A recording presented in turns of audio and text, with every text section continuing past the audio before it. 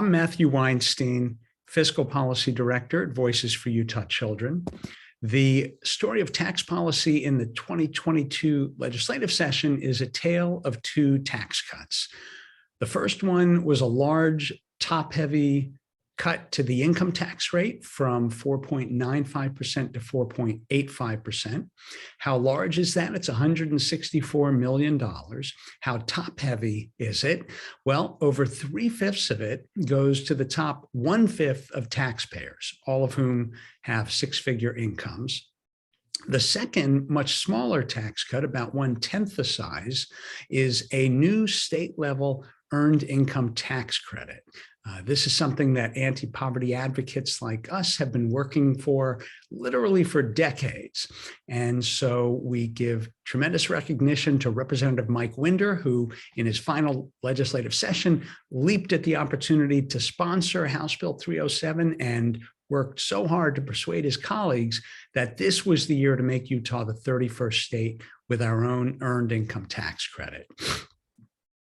Now, the new EITC is non-refundable, which means that it will be focused on the second fifth of the income distribution. The lowest fifth of Utahns won't qualify for it, people making under about $30,000 a year. This includes people struggling to work their way out of intergenerational poverty. You see, about 80% of the value of the EITC is the refundable portion, which offsets other taxes paid by low-income workers. Most state-level EITCs are refundable, and hopefully Utah's will become refundable in a future year. That way it could offset the sales and gas and property taxes paid by low-income workers in Utah, which on average adds up to 7.5% of their incomes, which is actually a higher percentage than what's paid by the highest income Utahns in our current regressive tax structure. But certainly moderate income Utahns, the second fifth of the income distribution, people making between about $30,000 and $55,000 a year, they certainly can use the help as well. And so this is a terrific step in the right direction, in the direction of a less regressive tax system in Utah. Now, getting back to the income tax rate reduction, unfortunately, it continues a longstanding pattern that we've had where we give tax breaks to people who need them the least. Tax breaks that increase income inequality, that deprive Utah's public schools of the resources they need to succeed. So in 2007, we cut the top income tax rate from 7% to 5%. In 2018, we cut it to 4.95%, now to 4.85%.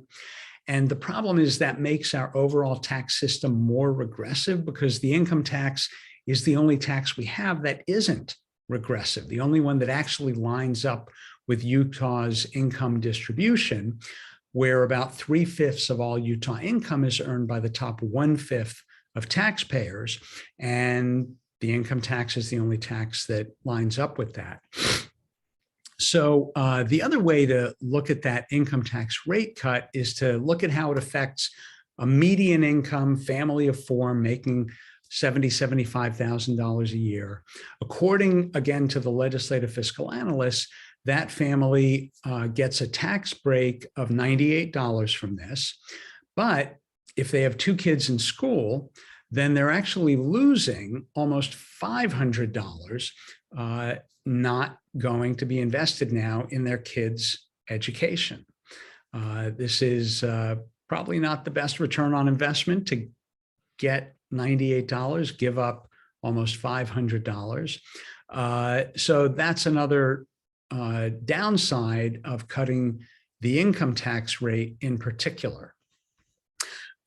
For more details, visit our website at utahchildren.org. Scroll down to the part of the homepage that has the latest news and blog, and you'll see that on February 26th, I recorded a full, much more detailed